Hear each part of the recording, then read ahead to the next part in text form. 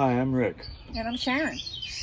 We are Cargo On. Cargo Conversion Building Camp. Wait, don't go anywhere. We just like to have a little fun in the beginning. But if you want to see some really cool cargo camper conversions, hear from the builders, see some tours, and see some places we've camped and some crazy adventures, then you are definitely on the right channel.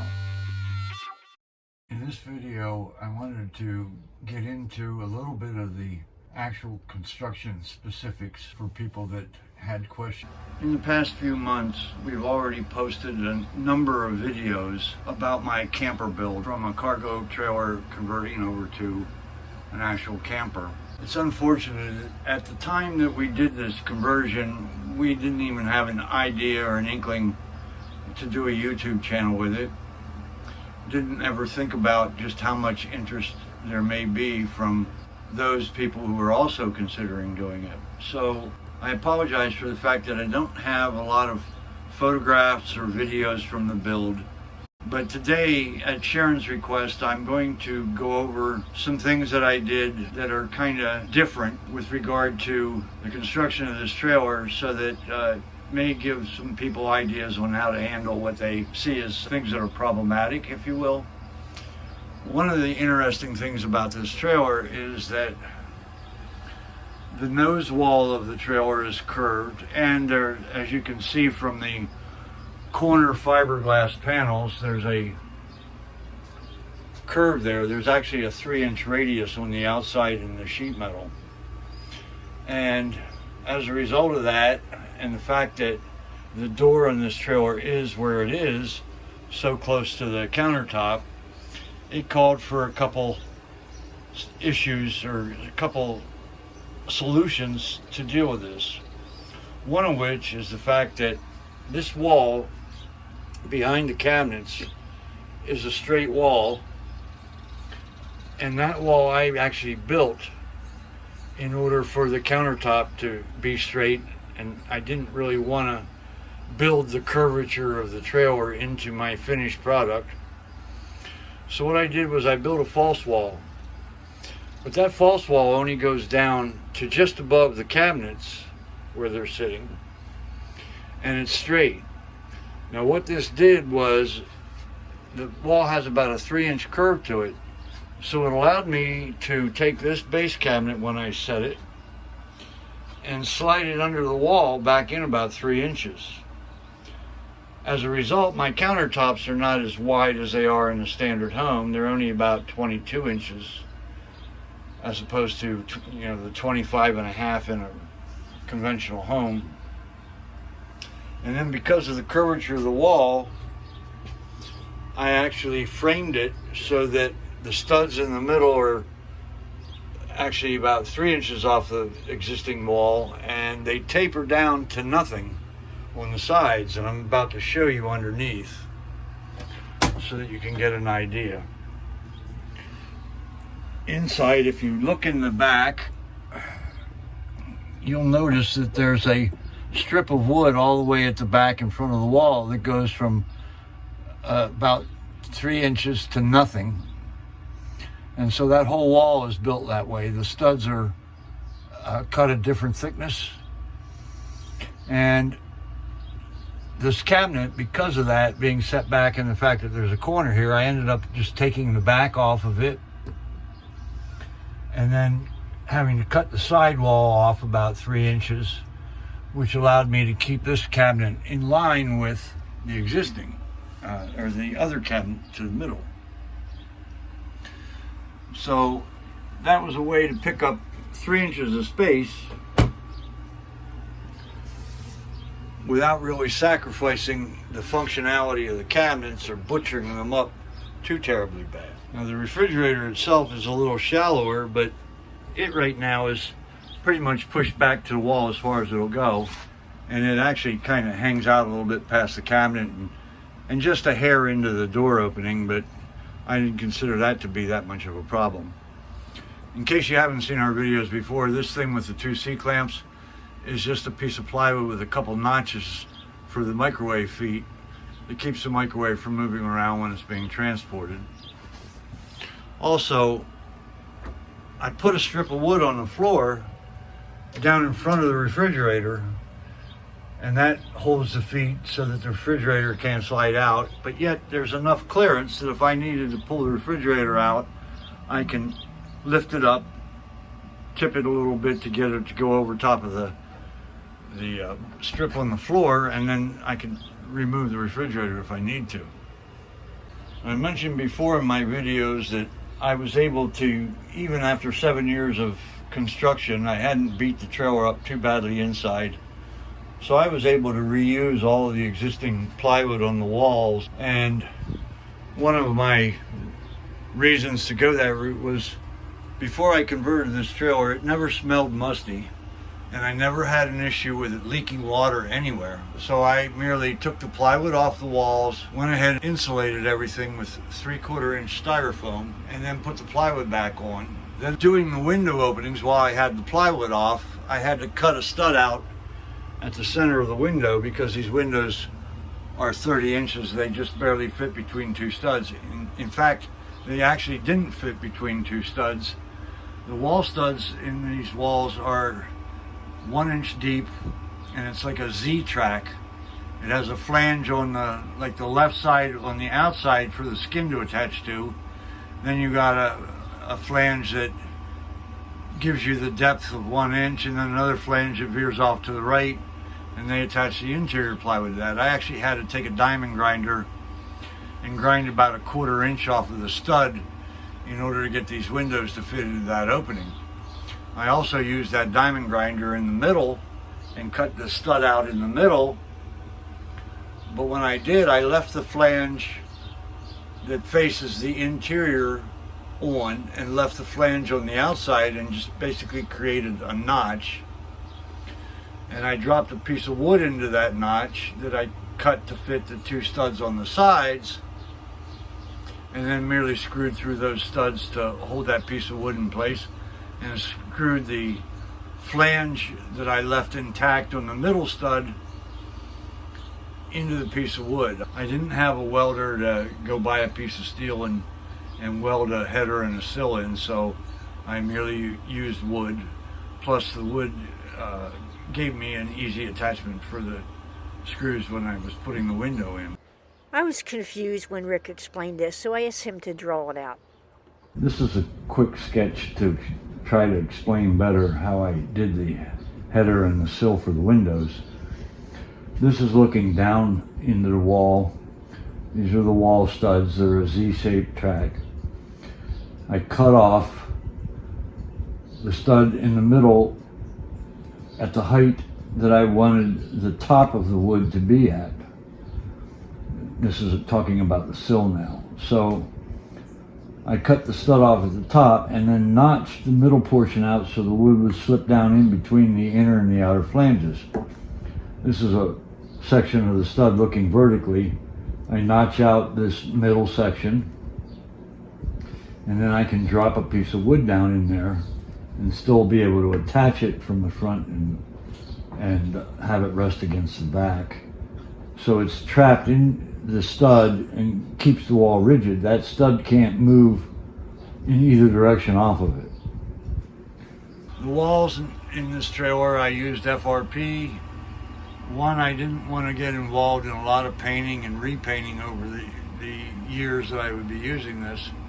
So I used this fiberglass reinforced panels, and they are around, or were at the time, around $29.85 a sheet, and the moldings are only about $2 to $3 a piece for an 8-foot molding. So overall, I think it took me maybe 5 sheets to do the entire interior of the trailer, and I still had a part of a sheet left that I put in the back to act as a backsplash behind the kitchen. So for under $200, I was able to fully finish the walls in here and not have to worry about repainting it at some point in the future. When I built the bed in here, I built it as a slide out, which some of you may have seen in videos before, but I'll lift it up. I just used 1x2s, and there's half of them are attached to the face panel, the other half are built on top of a wooden box. And I just used 1/4 inch plywood for that wooden box, and that makes it bug proof for anything that can get into the back of the trailer in the kitchen area when those rear doors are open. I haven't insulated it yet, but I do have a couple panels of styrofoam insulation that I'm going to insulate both the face of the box and the top of the box, and that'll provide a little bit better efficiency in heating and cooling the trailer. Now, when I did this wall, I framed it out of a couple of 2x4s to give it the rigidity that I wanted, and just put like a 2x2 upright studs in the middle. And with all the screws in those 2x4s, this panel, without any reinforcing bracket, stays pretty square. I took a saber saw and radiused the corners out so that I could bring my trim pieces on the floor all the way back to the existing box. And when you slide the face panel in and out to open it up into a bed, the notches are built high enough that they clear that panel and don't scratch it up. And then in order to prevent it from coming out too far, I just merely put 2 door stops on the wall, and they work perfectly as stops for the bed so that you can't accidentally open it too far. The floor in here is a waterproof vinyl click lock floor. I think I got it from Home Depot.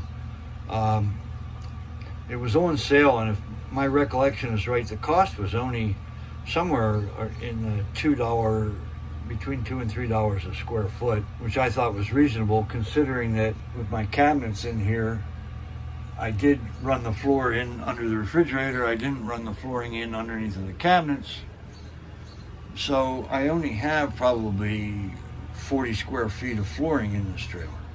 When this was my work trailer, I had put a vinyl diamond plate floor down in the trailer, and it's a glued down floor, so it would have been difficult to remove. The subfloor of the trailer was 3/4 inch plywood, and at the time I put the original diamond plate, the floor was in good shape. And I examined it before I started to do this build. The floor was still in good shape. There wasn't any kind of telegraphing of that floor where the plywood joints were beneath it. So I just left it alone.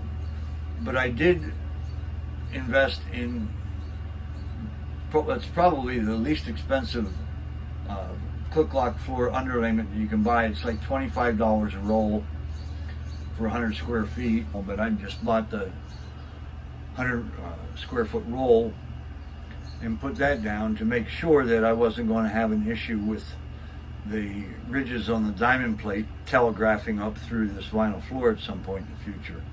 And it's just enough of a thickness that it seems to have worked out because we're not having any kind of a problem with it. It did add a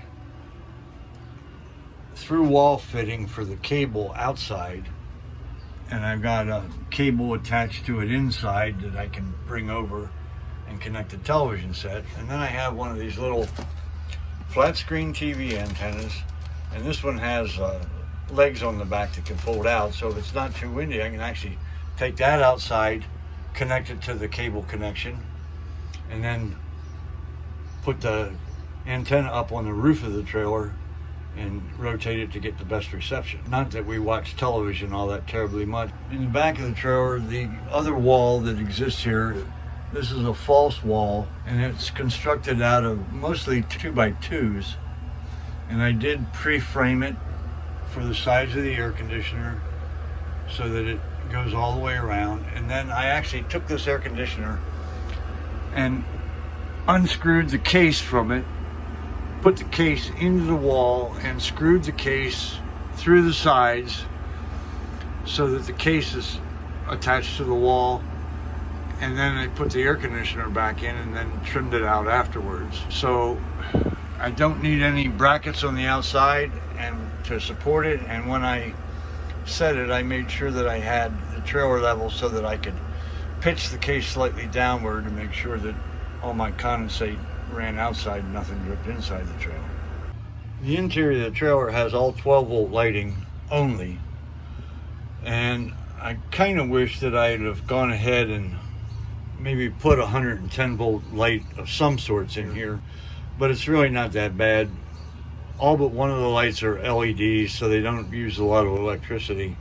I did use regular 110 switches for the 12-volt lighting, and because of the wall thickness here, I had to actually kind of cut the back of the boxes down, make them shallower, and then I made sure that I taped my switches really good so that I didn't have a problem with them arcing against the sheet metal in case something worked its way loose. That's the only place that I had to resort to that, because I'm working with the existing wall thickness of 1 inch. Well, it's actually about 1.5 inches now with the plywood back in place in the FRP, and the switches themselves are not deep enough really that they can contact, but I just taped everything to be safe. Now the outlet switches are a different story. They're full depth boxes because they can be up on the front, and so there's no issue with protection there. And the rear outlet, I had to hunt around for a shallow enough box in order to install that outlet, but they do still make them. This is a shot of the original vinyl diamond plate flooring that I put into the trailer, and since it was in good condition, I just left it exposed in the back in my cargo area, so it keeps everything waterproof back here. At this point, I'd like to mention that a lot of people are doing all kinds of methods to insulate floors, and they're putting vapor barriers in these trailers and whatnot. Particularly with the floor area, one of the things you got to be careful of is that you don't want to trap water. I've already got no release for moisture from the top of this flooring because of the 2 layers of vinyl inside the trailer and this layer of vinyl in the back. So I didn't want to go putting some sort of deck paint underneath of the plywood. It was already painted from the factory, and I examined it before I started the conversion on this trailer. It's in good shape, no signs of rotting, there's no soft spots in the floor. I just left it like that. I didn't plan on doing that much cold winter camping that I felt that the floor had to be insulated, and I certainly didn't want to put something in that was going to trap moisture and cause the metal joist to rot out, or to possibly cause mold to grow underneath of the flooring. You get a lot of water that gets thrown up against these floors from traveling on the road in rainy weather, so it's got to have the opportunity to dry itself back out. I was in construction business for a number of years, and you know, one of the things that we used to see were we would build a lot of wooden decks years ago, and most people stained them. As they got older, somebody came in and talked them into either using a solid stain or just painting them. And if they were close to the ground where they picked up a lot of the moisture from the ground, that was a death sentence for those decks. Once you paint them and seal them from the top, the moisture can't release. They're constantly wet underneath, so they just trap moisture and they rot out in 1 or 2 years. So that was my basis for, deciding to go the way that I chose. The plumbing in this trailer, I chose to do it all in PEX tubing, and I had an ulterior motive. The house that we're living right now was built in like 1948, so most of the plumbing inside is copper water pipe, but back in those days they used lead in the copper. I just wanted to clarify something. I was talking about the copper tubing in our existing house, and I used the word copper when I said the copper had lead in it. I meant to say that the solder was not lead free in this house, and that was one of the things that I'd like to get rid of. So my intention was to go ahead and buy the PEX tool, learn to use it with the trailer, and then eventually I plan on ripping out all the copper in this house and replacing it with PEX. One, because of the lead, and secondly, because of the fact that they did a terrible job of routing the plumbing. There's much more appropriate ways to route it. They kind of did, in some cases, what I would call a rather circuitous route to provide hot water to a plumbing fixture. So that was my methodology there. Another thing I wanted to talk about or mention is the way that I constructed the finished ceiling in here. These are or were $12 a sheet underlayment, and it had such a lovely grain, I decided to just use water-based polyurethane to finish it and put a trim strip across the joints. It's all put up with 1-inch crown staples. One of the differences that I did in here, as opposed to what I see with most of the camper builds, is that I didn't run any furring beneath my ceiling rafters. I took 1x2s and I ripped them down to 1 inch, which is what the height of these ribs are in here. And then I used self-drilling metal screws, hex head metal screws, and I screwed those furring strips onto the side of each of the ceiling rafters and held them flush with the existing rafter, using it as a guide for the contour. And there is a little bit of curvature to this roof. So that allowed me to have some method to, or a place to attach all of this plywood underlayment. I insulated in between my ribs before I put it in using the 3/4 inch styrofoam. But it allowed me to only reduce the height of the ceiling in here by merely the thickness of the plywood, which is 1/4 inch. So I kept all the headroom and didn't lose anything there. Everybody else that I've seen do this so far, they're running furring strips like perpendicular underneath of the rafters, and they're losing like 3/4 inch in height there. And in some cases, depending on what they're using for a finished ceiling, they'll go underneath of those furring strips with another set in the opposite direction. Now they're losing 1.5 inches of headroom. I asked Rick to draw this out again because I didn't understand it. This is what the ceiling rafters look like. It's a flange on either side with a U channel basically molded in between or stamped in between. So what I did was cut a piece of 1x2 down, which made it flexible enough that I could follow the contour of the ribs, and then use a self-tapping screw to run in from the sides and screw this so that it was flush with the underside of the metal track. Now I could put my plywood up underneath of it, attached directly into this 1x, and not lose any ceiling height. It was as simple as that. I hope this clarifies for those of you that wanted some more in-depth information. I hope if you liked it, you'll hit the like button and also hit the subscribe button if you're not already a subscriber of ours. Thanks, Rick. You did a great job explaining your construction in that video. If you agree, let us know in the comments. If you have questions, you could put them in there too. But before you do that, I'm going to put up another video here. It'll be right up here on the side. And that is going to be some of our frequently asked questions, and that may answer some of the questions that you have. You all come back now, you hear?